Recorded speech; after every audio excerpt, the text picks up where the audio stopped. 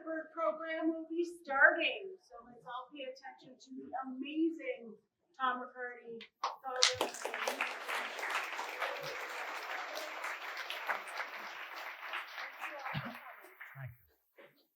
I don't feel too amazing walking that distance from the parking garage, I'll tell you that. Thank God I didn't have to carry those boxes. Wow. Thank you for inviting me here today.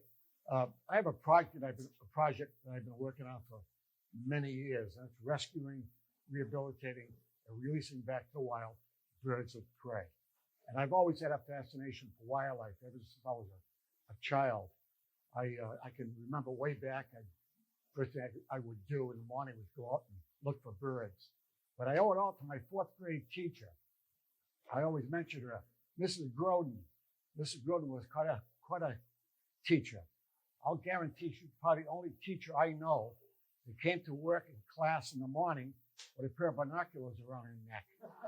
That's how much she loved working with birds of prey and all those other types of birds. So I learned an awful lot from her. I spent 38 years as a state game warden, conservation officer. Today they're called environmental police. But I did that job for 38 years. And boy, I loved every second of it. But today I'm still working at this project. And people say to me, what a great hobby you have. Let me tell you, it's 24/7. And I always say, if I'm going to do a job, I'm going to do it the right way. So when that phone rings, if it's important enough for a person to call, I answer that call and go out and rescue the bird. This has been a busy year this year, getting a lot of birds with rodent poison. Lots of them. You know, and it's amazing. You can sell it right off the shelf down in Walmart, different places. A lot of birds are coming in with rodent poisoning. I couldn't do this work without the help of some good veterinarians. And I've got some real good ones in South Deerfield Veterinary Clinic. They've helped me for years. You know, it's interesting because I do this work all on my own. Those people never once took a penny. Amazing. All these years, the work they've done helping me with the birds. I brought 5 different birds in with me today. And one thing that's really clear, I like to make a point, especially when I talk to young people. These are not my pets. I don't name them. I think it's a disservice to wildlife to come into a class of all these educated people and hold an owl up and say, this is Hootie, the owl. I don't do it. Also, all the birds here are permanently injured, cannot be released back to the wild. Let me take one of the birds out. I want to shoot. This bird's pretty interesting. And he's nosy, too. How are you? Oh, big guy. Big guy you are. Yes, you are. Anyone know what this is? What is it? A black vulture. We never had black vultures in New England. Never saw one. Over the last 10 years, they're here.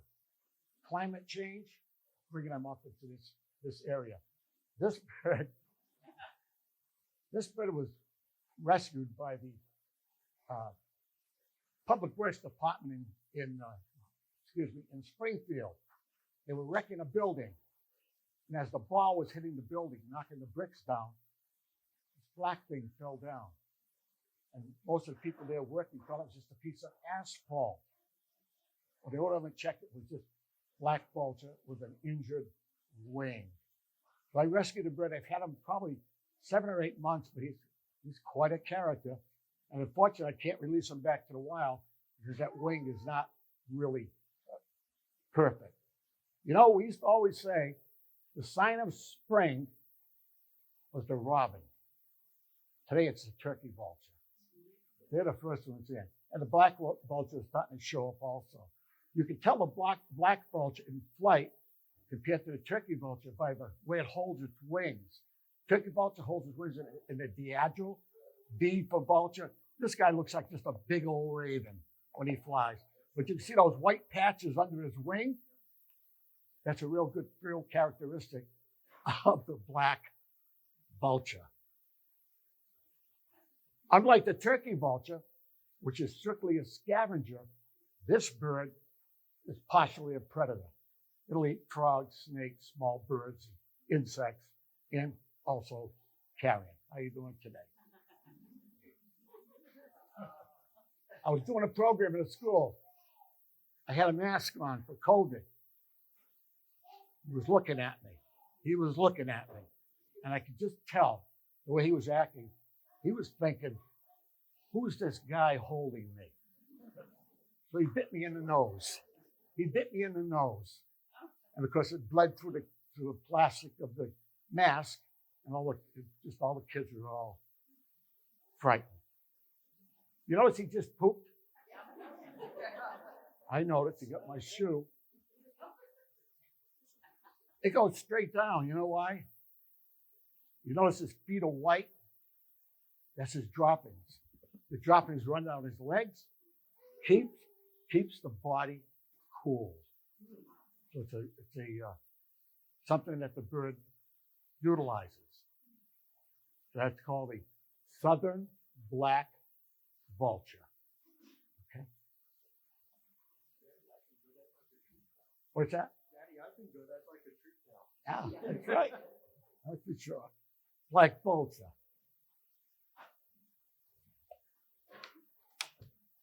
Once I do the program, if anybody has any questions, if they want to see the birds again, I'll be here. I'll be more than glad to do that for you.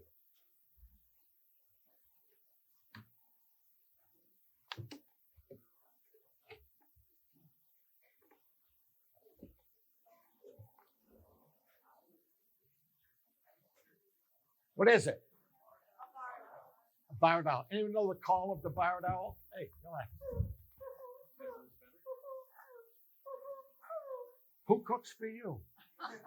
Who cooks for you all? And they talk back. Absolutely.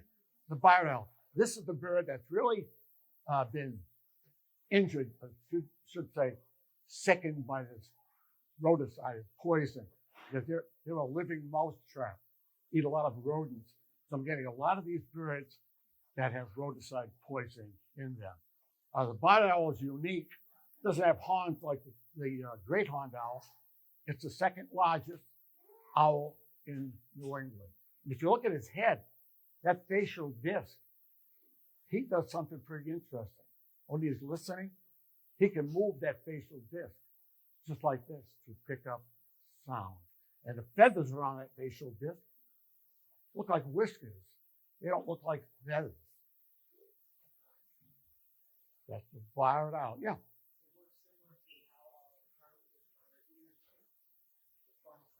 Comes in. Yeah. Big eyes. Can't move his eyes like we can, but he can turn his head completely over his shoulder. Silent feathers. This bird has feathers that are so soft, don't make any sound. Silent feathers.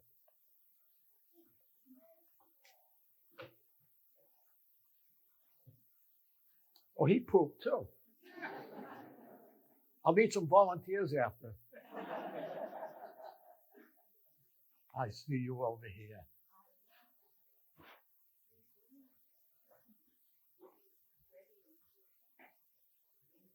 Most common owl in New England, the barred owl. To keep these birds in perfect health when I'm handling them, and incidentally, if this bird was going to be released back to the wild, he wouldn't be here in this audience. But the birds form a pellet in their system, and most people call it an owl pellet. But all raptors form a pellet in their system. And that pellet is very important to the health of the bird. They swallow a mouse, next day it's dissolved, he spits up the remains, the feathers, the fur, the bone. Without that, his stomach gets out of whack. So if I fed this bird hamburger or chicken meat or fingers, that's all, he would not form that pellet. He'd get sick pretty quick. That's called the eastern barred owl. There's another owl pretty close to this one, the spotted owl on the west coast, which is an endangered species. Incidentally, we've got a lot of birds here in New England that are on the state threatened list because of habitat loss. Big, big problem. We're losing a lot of birds as the days go by that are disappearing. I moved to Conway in 1968. And I can remember driving through this area on Route 9 to Northampton. There was nothing but open, beautiful farms. Now it's one big shopping mall. You know, once we destroy it, it's not coming back. In Conway, we had a beautiful hill. They took the top of that hill and they cut it off, a gravel pit, and they put the solar panels on it. Unbelievable. What do you guys think a duck thinks a solar panel field is? A lake. And they bounce off it all the time. Windmills, solar panels, cell phone towers. Why are owls blind? Why are I picking up so many owls that are blind? Those wavelengths going through the air, are they doing something? You know, just like when I was a kid, we were spraying DDT, and everybody thought it was the greatest thing in the world. Wow. We'll wipe the insects out, grow bigger crops, farmers will make more money. And we didn't realize the peregrine falcon that lives on this building wouldn't be here. Believe me, if it was 40 years ago, it poisoned the peregrine and the national bird, the bald eagle. Just like today, the things we're doing in the environment today, greatest thing in the world. Trust me, in about 10 or 15 years, you're going to say, you know that guy, I remember him saying this. He was right. They're all going to cause problems in the environment, especially wildlife. And unfortunately, as I said, wildlife is the last thing to be considered, period. Okay? That's the barred owl. Now I'm going to show you a real owl. A real owl.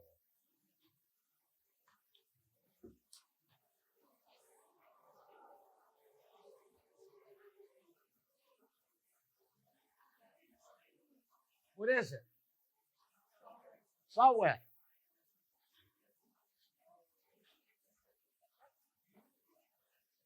You know, the worst thing you can do to a bird is this, because they have oil on their feathers. When it rains off, he's waterproof, takes all that oil off your feathers. Smallest New England owl, the saw wet owl. And let me tell you, don't let the size fool you. This guy's a predator. And let me tell you, I've had this bird about 12 years. He's a grouch. He's a grouch.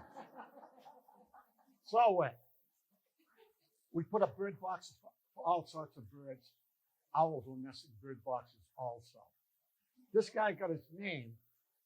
I read this in an old book on folk tales, and it said, years ago, when the loggers were in the forest cutting trees with those big hand saws, at night they would sit around the fire and file the blades. And off in the distance, they would hear this little guy calling back.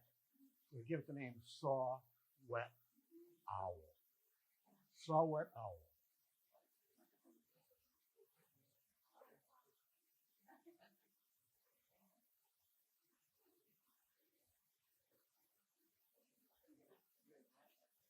What's that?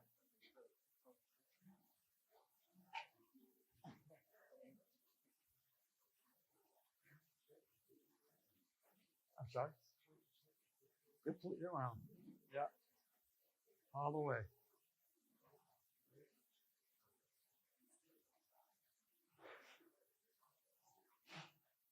I have a release of any of you people not doing anything tomorrow on Route 2 in Shelburne from Greenfield West, a place called Apex Orchard. I'm going to release a bald eagle there tomorrow at 1 o'clock. It's a beautiful spot, nice overlook.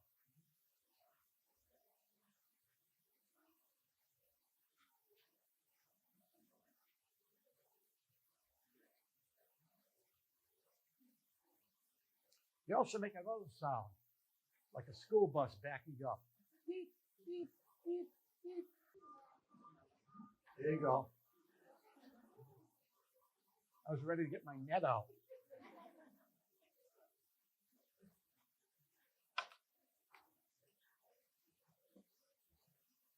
Because we're in this building, I thought it only appropriate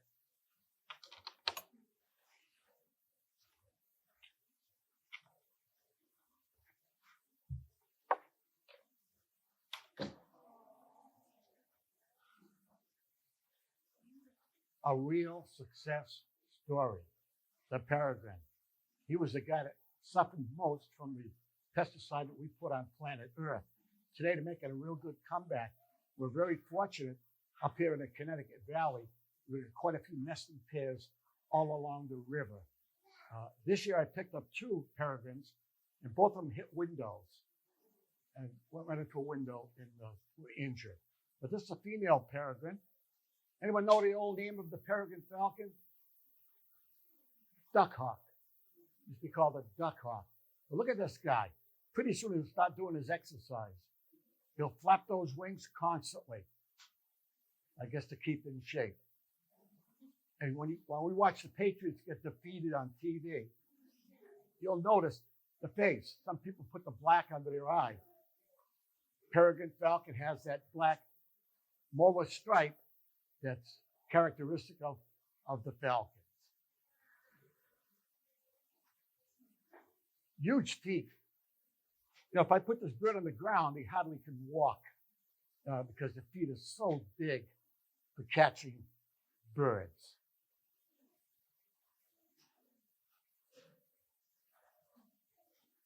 Checking everybody out. Oh, excuse me. Got that. The peregrine. You know, it's interesting. Peregrines are nesting on buildings now. The natural habitat of the peregrine were cliff sides. And another interesting point, New York City has the largest concentration of peregrine falcons in the country. Unbelievable, New York City. That's a peregrine. Fastest, yeah. You know, scientists are saying, you're wrong.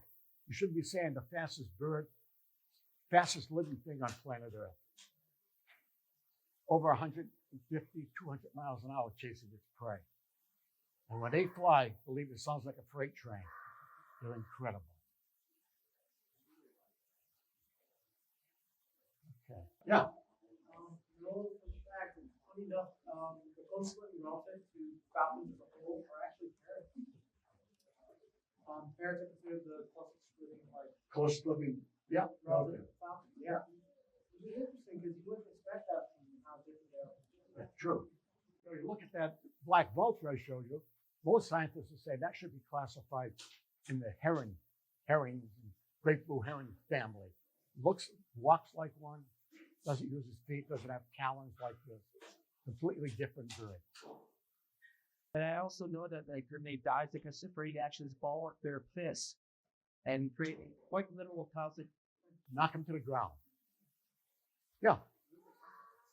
I'm sorry?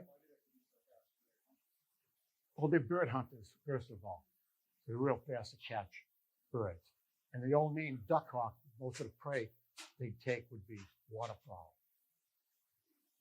Yep. So I know that raptors like the peregrine falcon have really good vision. How good is their hearing? Excellent. Excellent hearing. Of course, excellent eyesight. You'll notice, I asked a class one time, give me the definition of a bird of prey. And a young girl gave me a little piece of paper after the class. Her definition of a bird of prey. She said, eyes on the side, meant to hide. Eyes in the front, meant to hunt. I thought it was kind of interesting. So that was their definition of birds of prey. Just like us, we're predators. We look straight forward, just like the peregrine.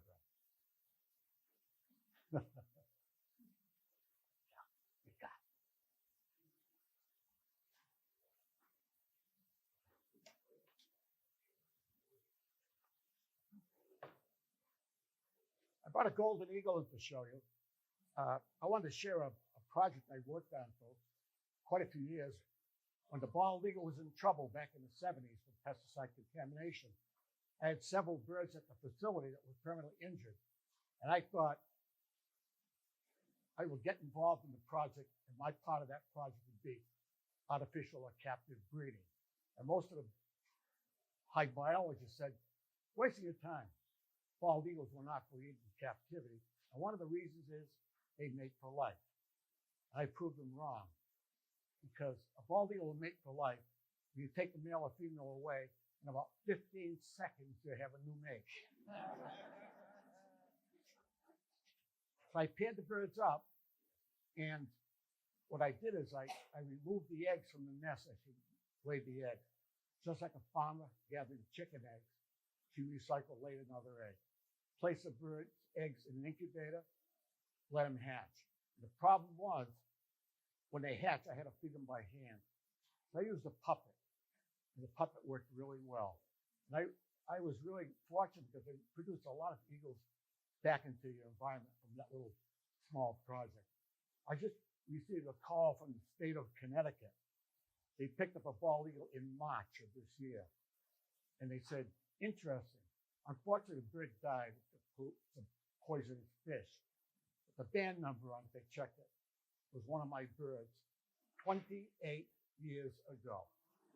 Still doing good. So I kind of sat down and tried to figure out it was a female.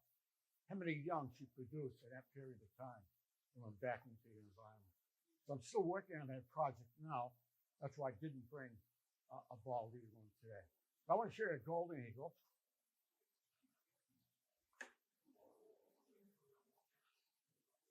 All these people. Good guy. Oh.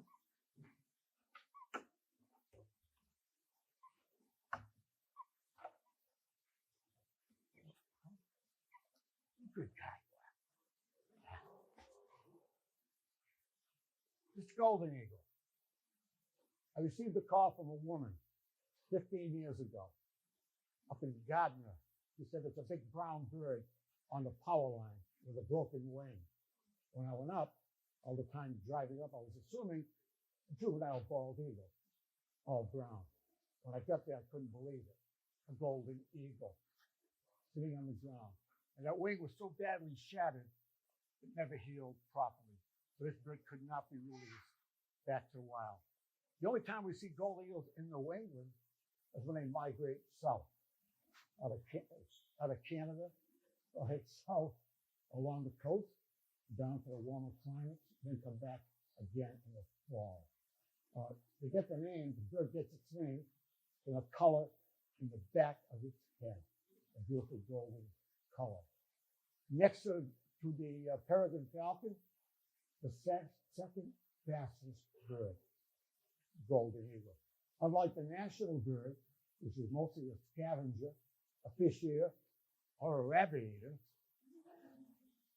she just showed me a picture of a bald eagle or a rabbit. A fox. A fox, I'm sorry. Yeah, a fox. So, but the golden eagle is strictly a hunter. Still found out west. You'll still see them there, but here it's very, very rare to see this particular bird. And when you work with a golden eagle, believe me, he's going to trust you.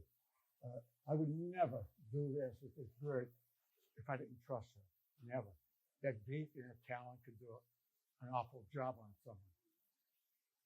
But she's pretty docile. Golden eagle. You know, she got the golden color in the back of her head. Again, I read a lot of folktale books. According to Native American legend, the golden eagle, when the Savior said, "You can come to Earth," the golden eagle flew in, but he flew so close to the sun, he burned the back of his head. That's pretty interesting. That's a golden eagle. He weighs about 12 pounds, about 6 foot wingspan. Good guy.